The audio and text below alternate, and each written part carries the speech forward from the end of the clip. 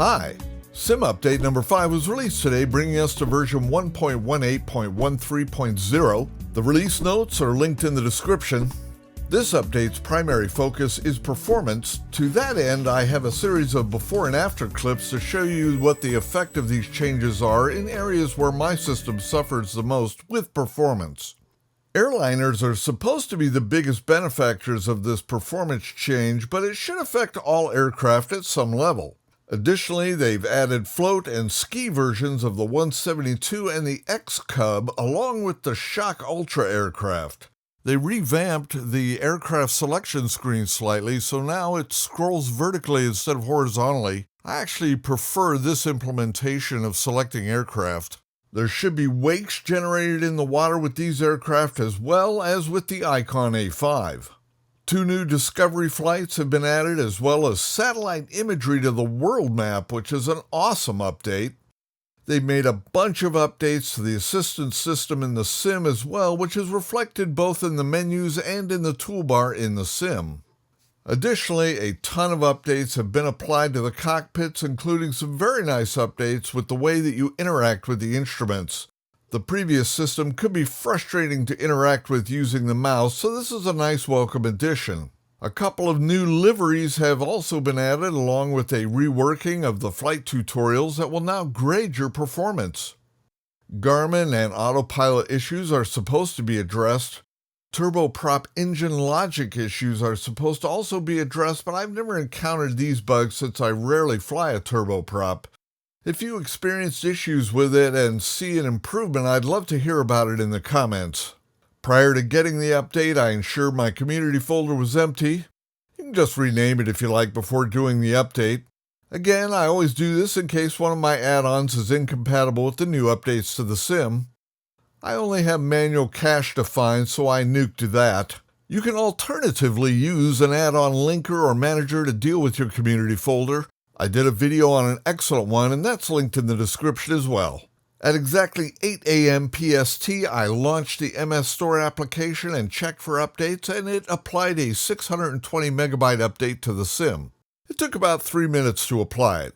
Following this, I launched the Sim, and it presented me with an updated screen visual. Then it went into a windowed mode to tell me it had an update using a revamped update screen. A quick Alt-Enter key combo restored it back to full screen. The Sim's second update was over 40 gigabytes, and it took its sweet time getting here. Oddly, the new Sim update display that shows I run the standard edition says 22.92 gigabytes, but the progress bar indicates over 40 gigabytes. They did add a release notes button at the bottom of the screen, so that's a nice change. Once patched, it launched right into the Sim, no continue button. Total time to patch the Sim was 2 hours. This Sim is getting huge in size, and I suspect some folks are going to start having space issues with it. Once the update was applied, I let the Sim continue loading, and once it was at the main menu, I checked the Content Manager and found I had 5 updates to apply, each of these pertaining to a different one of the world updates.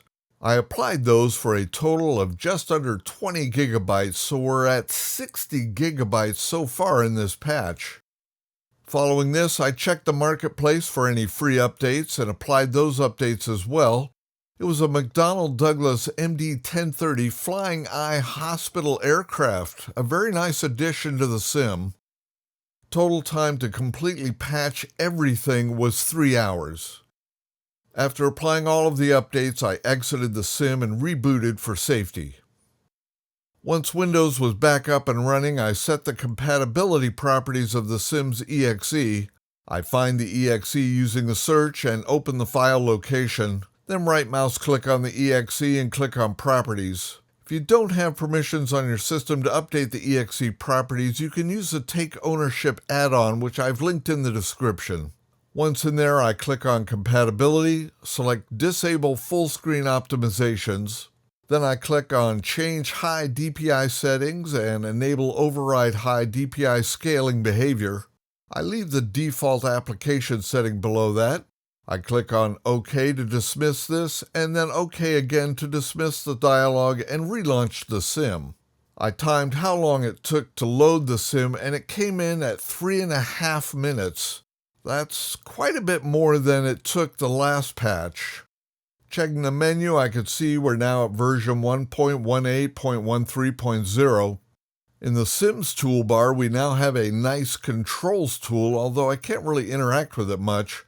I suspect I could if I had alternate control definitions.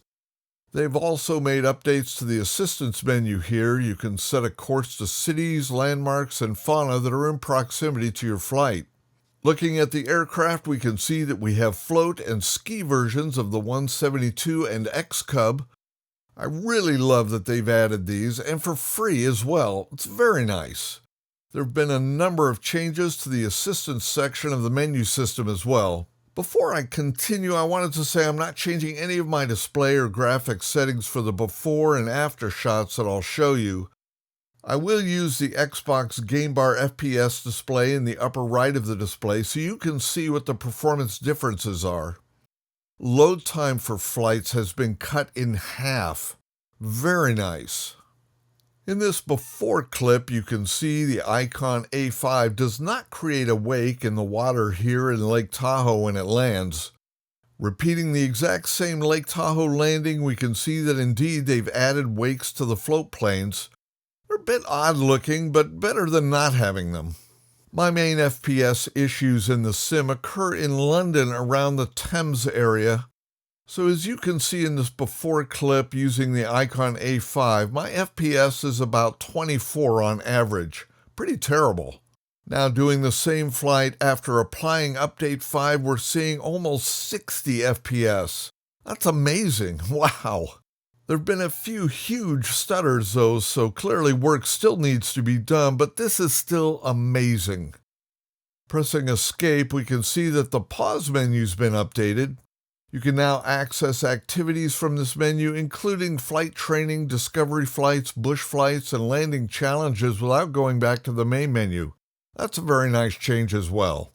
Let's look at a before clip using the A320 in the same flight pattern as I used for the Icon A5.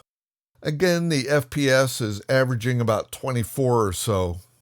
Testing the FPS after the update, we can see the A320 gains about 25 FPS, which is a really nice update. It's not quite what I got with the Icon, but still a huge difference. I tried to load the fly-by-wire version of the A320, but the sim crashed, so that may need to be updated. So the after aircraft here is the default A320. For grins, let's have a look at Manhattan. Here's a before shot using the Icon A5, and I'm getting decent FPS here. Not stellar, but it's not horrible. Now let's do the same flight after the update, and here we can see we've gained between 25 and 30 FPS using this new update. Very nice. A couple of final thoughts. AI traffic is supposedly causing crashes. I generally leave this turned off, so I haven't seen this issue. Additionally, there's an issue with the altitude being reported incorrectly to ATC from the transponder, so folks that use VATSIM will clearly be having issues here, so be mindful of those things. One last item is a number of default settings that were in the sim, such as my ATC call ID, have been reverted to their default, so you might want to go through and check everything to make sure it's set the way you want. In conclusion, the patch went very smoothly for me. It took a long time, but overall very smooth. The performance updates are amazing, and I'm very pleased with this update. Okay, that's it for this video. If you liked the video, please hit the like, as that really helps folks find the video. And until the next video, take care.